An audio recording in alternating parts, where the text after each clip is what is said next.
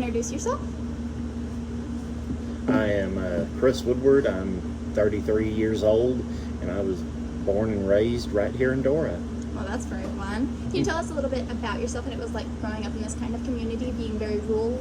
Well, it's a great place to grow up. I've traveled a lot, and I always come back here. There's really nowhere else I would want to live. The good thing is everyone knows everyone, but the bad thing is everyone knows everyone. I understand that, yeah. And like, could you tell us a little bit more about that? Like, I know like you know a lot of people, especially because it is such a small area, and so like growing up, you probably had like a pretty close-knit group of friends, right? Oh yeah, pretty well. Especially once I got into high school, I was friends with everyone. I didn't have just one group. There was people older than me, and I was 16, 17. I had friends that were 21, 22 years old, because you just know everyone, and you know them, you know their mom and dad, their brother, their sister. I mean, you definitely, I didn't just have a small group of friends. It was a huge network of people that I hung out with. It was very interconnected. Everywhere. Okay, and now, because this is what the interview is about, looking back now, do you have any like regrets about how you kind of led into high school and like that point in your life? I regret just not taking everything more serious. Yeah. Because I just kind of goofed off, done what I wanted to do, and flew by the seat of my pants. And there's definitely regrets in life, people I've done wrong that I shouldn't have. Yeah, and I'm sure everybody has something along that line that they can say like, oh, I wish I would have like stuck by this person or something like that. And so it's very relatable whenever you can look back and say, hey, that is something that I kind of regret doing. And now thinking about that kind of thing and sticking with that line of questioning, what do you think led you down the path of addiction? Well, it took a long time of thinking and doing some soul searching on it. Because for a long time I thought, well, I just wanted to try it, but then you really get to thinking, and especially when you're sitting in a jail cell, you really have a long time to think, okay, what went wrong? And whenever I was 11, my mom, she just run off. Mm-hmm. She was there when we got on the bus. When we got off the bus, had a half-empty house. I mean, my dad didn't know there was anything wrong, and she literally just packed up and left and didn't want anything to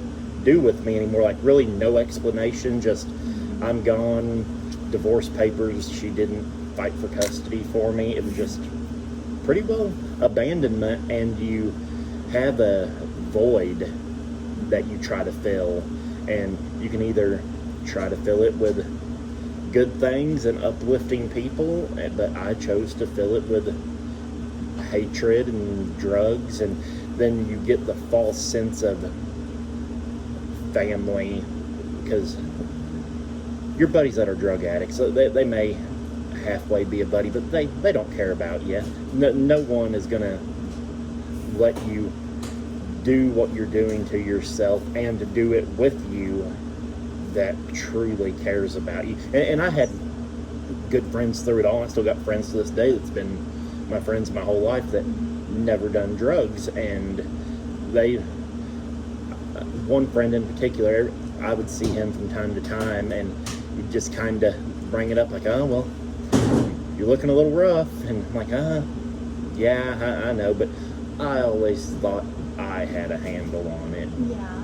But just, it all depends on what you fill the void with, because especially in today's day and times, we've all got our crap. It's something, I mean, we don't, it's sad, but we don't live in a day and age where it's normal for parents to stay married their whole life. And just being that young at 11, my dad's a great guy. My brother, he was a senior in high school, and I had to place the blame somewhere. Yes. So I just automatically thought it was, I had run her off for some reason, which is a horrible thing for a little kid to think. Yes. And so would you say like your mom running off, like that, was that the specific moment or event when things kind of started to spiral? Because you were obviously in that state of like shock and like guilt almost. My mom run off, I want to say, I can't remember the year off the top of my head, but it was like November 18th, I believe.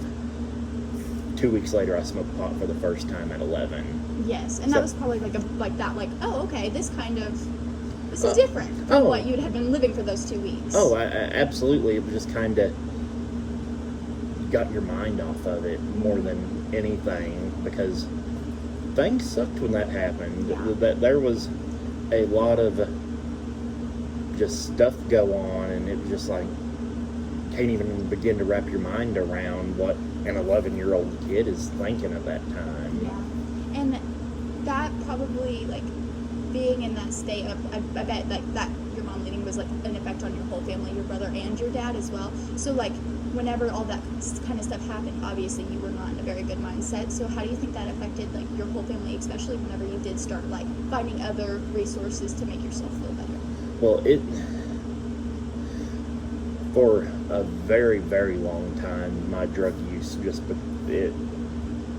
it wasn't a known thing. Yes. Probably really until I was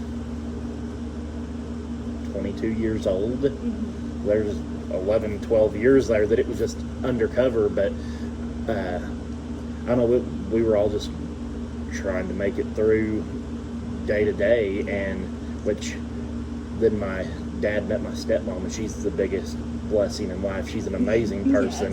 Yes. Couldn't have handpicked someone as good as her, and through everything, that woman loved me through it all. I mean, she had never had kids, so I mean, I was her kid. Yeah. And without her, there's a lot of things that would not be how they are today. Yes. And so, like, I bet that was kind of like a turning point in which you were like, oh, like, this is somebody that I can definitely run to about, like, these kind of problems that you were having.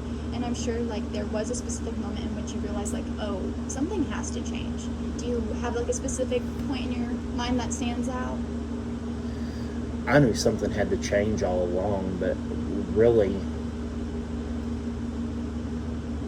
I would say whenever I was 22 or 23, Yes. when I ended up on KY3 News for some trouble that I had been in, and that was just the lowest point, like, okay, this is happening, and it was one of them things that just, okay, I've made it on the news now, and knowing then that something had to change, but at that time being so addicted to something, I knew I needed to change, but I didn't have the power to change. At least not by yourself. Yeah, not by myself. Yes. And what ended up being, like, that first step? What ended up being, like, the person or the thing that was, like, gonna be the thing later on that would help you completely just recover, Well, if that makes sense? Well, I've been to 2 different rehab facilities. In 2016, I was sitting in county jail, and I was pretty sure I was going to end up going to prison. And the guy that I was cellmates with, it was one night at like 10:30 at night. He's like, "Bud, you don't need to go down the road. You need to go down." And this is a fellow convict telling me this. I'm like, oh, this guy's trying to correct me, and we're in jail together. And he was like, you need to go to this rehab in Arkansas, and he gave me the name to it and everything. And I remember calling Dad and was like, I want to go to this place. Yeah. And the judge ended up letting me out of jail to go there, and I done 6 months there and got out. And because I had went there, my legal trouble de-escalated. I mean, I was in this much trouble, it knocked it down to this much, and I didn't go to prison. And I done good for 2.5 years, and then honestly I just quit trying. I quit trying, and I quit caring. Yeah. And spiraled back down the use of methamphetamine for probably 3 years. Yeah. And from being clean that amount of time, and I mean, I felt good. I mean, I've always had a pretty decent job, but just being clean for that amount of time, the first time I got high again, it was just 100 times worse than how it was when I left it. But I thought, oh, I can just go back to this and it'll be all right. No, it was a living hell for 3 years. And then it was January 28th of 21. Mm-hmm. I got arrested for second-degree drug trafficking. Mm-hmm. And because the amount of drugs I was using in a day was about $300 worth of drugs a day at its peak. Yeah. It takes a really good job with a lot of education that I don't have to have the means to make that much money a day. So I started selling drugs. Yes. Had never really sold drugs before, but realized I could make a substantial amount of money. Mm-hmm. Then I could pretty well get what I was going to use for free. Mm-hmm. And that bit me in the butt because I got second-degree drug trafficking, and it's one of those things you're pretty well going to go to prison over, especially being that I already had a background with being in trouble previously. Yeah, you had a record. Yeah, definitely had a record. Yeah. And I called one of the buddies I was in rehab with the first time, and we stayed good friends through the years. I was like, hey, I'm going back to this rehab because it was in Arkansas and he lived down there kind of near it. I was like, maybe I can have a friend to come and see me, just someone to encourage you. Yeah, someone to encourage me. Well, he had actually went to work for a different rehab. He's like, man, come here. It's pretty laid back. And the first one I went to, there was like 190 people there. This one only had 30 people at it. He's like, you don't have to deal with all the different personalities and how people are. And I was like, well, okay. So I went there and I was done 7 months there. And when I got out, I was pretty sure I was still going to prison. Yeah. And hired a lawyer, and he ended up getting it where I had to do 2 years of probation and the felony dropped. So not a convicted felon by the grace of God and a lawyer, because I love to hunt, and I just kept going through my mind like, for the rest of my life, if I get caught with a gun, I'm going to go to jail. So that was like a motivation for you? It was a big motivation. I remember the day the lawyer called me and told me the deal that they had made, and I was just, I'll come right now and sign the papers. He's like, well, you got to go to court. And I was like, in the back of my mind thinking, they're going to change their mind before I get to court. Like, they don't really know what they offered me, but I was very pleased with the outcome of it, and been clean a little over 4.5 years now. Mm-hmm. And congratulations. I'm sure everybody in the community is so proud of you.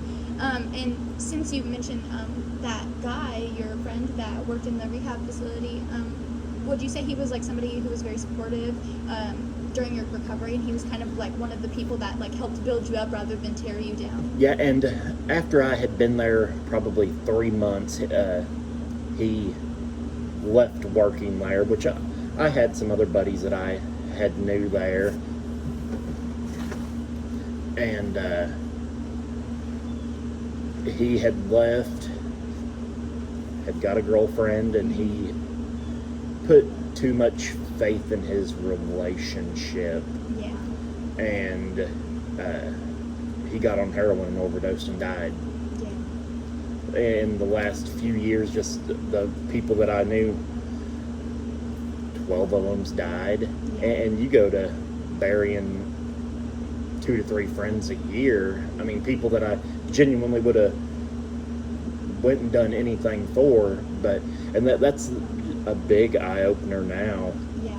When I was messing around with the drugs, fentanyl wasn't even you never heard of it. Mm-hmm. And now it's in everything. Yes. They can put it in anything and make it look like whatever. They can make it look like a piece of candy if they want to. They can make it appealing to anybody. And you're going to die. And I would be so scared to even think about relapsing now, because it wouldn't be fun, because you got it in the back of your mind, is this going to be the time that I die? When back 10 years ago, that was never even a side thought with anyone, and it's an eye-opener. I mean, it's not if it kills you, it's when it's going to kill you.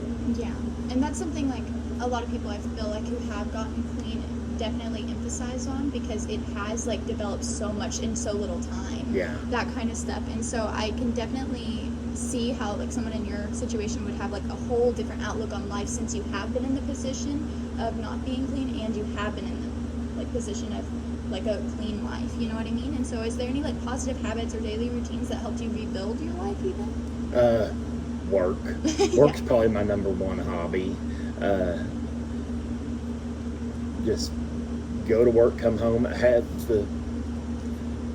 good friends to hang around, because after I got clean, I mean, I knew I still had good friends, but it was like, have I tarnished everything to where those people don't even want to be around me anymore? And couldn't blame them if so. Yeah. I mean, the things I've done, I own up to it. I don't try to put the blame on anyone else, but I've still got my good friends, and the main people I hang out with now are new friends. I mean, friends of friends, and go hunting, fishing together. Just people who like build you up rather than like kind of like put on that mask of like, oh, I could get something out of this relationship instead. Oh yeah, because in addiction, if someone was my friend or if I was their friend, I mean, it definitely went both ways. It was, what can I get out of this person? Yeah. You didn't really care about. I mean, they had something you wanted, or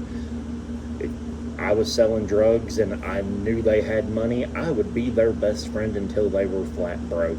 Yeah. And that's kind of just like the harsh reality of like that kind of relationship, because it is really a give and a take. Yeah. Yeah. So you obviously have had like a very hard time in becoming sober and that kind of stuff. So do you think like your journey, which I think you're going to say yes, has shaped who you are today? Oh, absolutely. And just, I've got some of my old mug shots, and to look at them and then look at me now, just physical appearance wise, but then looking at those mug shots, because I remember taking every one of them, and just the pure stupidity, evil, loneliness, loss, just seeing the emptiness in the eyes of the pictures, then from what I am now is daylight and dark. Yeah, it probably just doesn't feel like you. It's kind of like seeing like a foreign object. Oh yeah. Yeah, because I was doing a lot of thinking today at work about this evening, and I was like, wow, there's been a lot that's happened. Yeah. There's stuff that I've forgot that's happened, where every now and then someone will be like, hey, you remember that time? I'm like, no, but I can't deny it, because it sounded like something I would have done. Yeah. Like, I've just got to own it. It's like one of those milestones. You're like, oh, hey, I don't remember that picture. Yeah. Yeah. So what inspired you to kind of come back and share your stories with like students and like the community? Like, what kind of was like, oh, I could do that? I will tell my story 1,000,000 times over if it will just help one person. Yeah. If it helps one person from now until I die, it's worth it. Because you never know what someone else is going through. Mm-hmm. I mean, we've all got stuff that we're going through in life, and you, just like when you're in line at Walmart, you just kind of like wonder what that person's going through, because everyone's got a battle that they're fighting one way or another. Mm-hmm. And maybe someone just needs someone to talk to, like, hey, Yeah. been there too. I was talking to a guy I worked with not long ago, and I was kind of telling him a little bit about my story, and he kind of looked at me, he's like, are you kidding? Like, no, bud, that was me. He's like, wouldn't have guessed it for anything in the world. I'm like, well, I'm glad. I'm glad it's not a guessable thing. Yeah. And like, what is a message that you kind of hope to like portray to young people? Not that you haven't done an amazing job so far, that are struggling with like a feeling of loss, which you've described before, and could really use that person to talk to, and take away from your story. What do you think is like kind of the most instrumental thing? Just find someone to talk to. If you don't think the people within your immediate circle or family cares, find someone. Find a school counselor, a teacher, because you're not in it alone, and that's the worst feeling to have in your mind, is that you've got to go through it alone. And there's stuff I don't go through alone to this day. I mean, you don't have to carry all the burden yourself. You're not meant to do that. Yeah. That's very like touching, because there are a lot of people, I bet, especially like younger kids, who don't really feel like they have somebody that they can talk to all the time. So how do you think our community can do a better job at supporting like people who might be struggling with this kind of thing, like addiction or something like that are trying to rebuild their lives? Like, well, I feel like our community as a whole has gotten a lot better in the last 10 years on judging people. Yes. Because the epidemic, as they call it, has really blew up, and I don't know of anyone that don't know someone directly affected by it. Because when people think, that can't happen to me, it may not happen to you, but it may happen to your kid or your brother or your mom, your dad. I mean, it's just having empathy for people that are going through it, and not just throwing the generic label and basically throwing people away. I feel like the community has got a lot better on just giving people a chance, because that's all some people need, is someone to talk to and someone to give a dang about them. I understand that, I do. And so, as you said before, is like, if you could go back, you probably would change it. So if you think like back to your younger self, what was something that you wish somebody would have told you?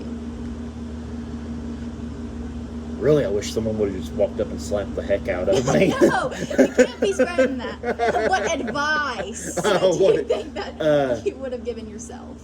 Just don't try to carry the burden of a whole army yourself. Yeah, that's a lot of shoulders. It's a lot of shoulders. If you try to carry it all yourself, you're going to crumble. You're going to fail. I mean, you just distribute it out, because there's someone that cares, that wants to talk about it. Yeah, that would more than be willing to help you in any way. Oh yeah. Yeah, there's a lot of people, like, even though our community is so small, there's definitely somebody who's either struggled with something or has been like directly influenced or affected by like addiction of any kind. It could be alcoholism, it could be drug addiction. And so in like the theme of redemption that you kind of set for us, what does redemption mean to you? Oh, just being able to appreciate the little things in life, being able to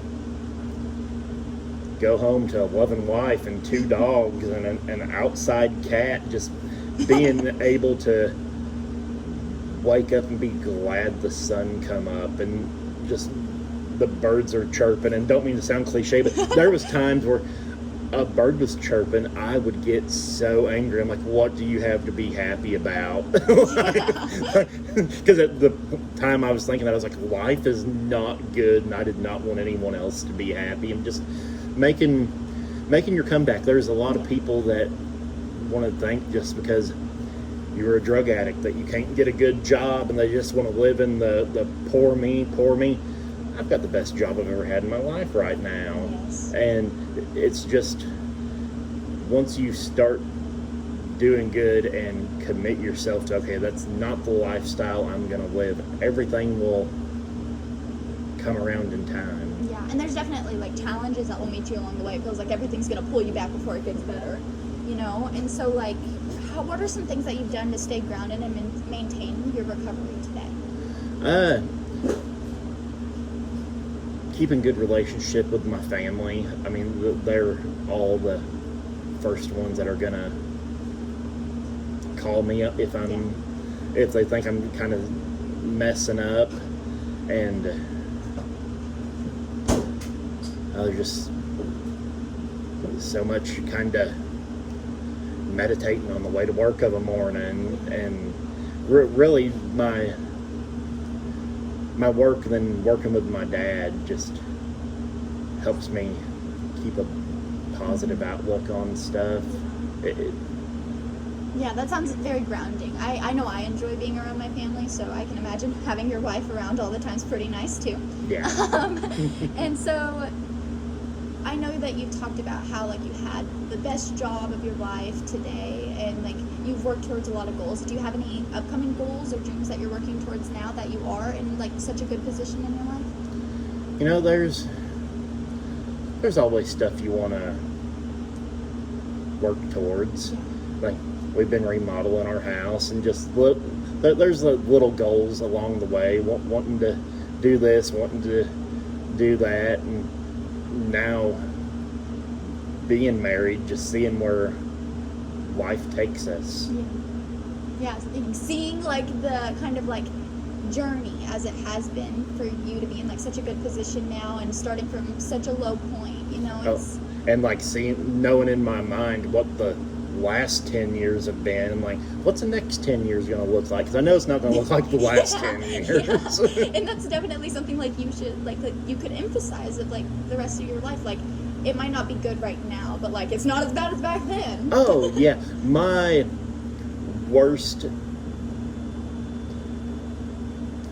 best day whenever I was getting high is not 100th as good as my worst day sober. Yeah, that's really heartfelt. Now, last thing, what's one thing that you hope everybody listening would remember? Just don't do it, because there will come a point in time, I almost guarantee, that someone tries to talk you into doing something, whether it's smoking pot or doing meth. Just don't do it, and remove yourself from that situation as quick as possible, because it will take you further than you want to go. It'll keep you longer than you want to stay, and before you know it, you won't even recognize the person that's in the mirror. All right, I think that's everything I have for you. Okay. Any last words? Thank you. Thank you.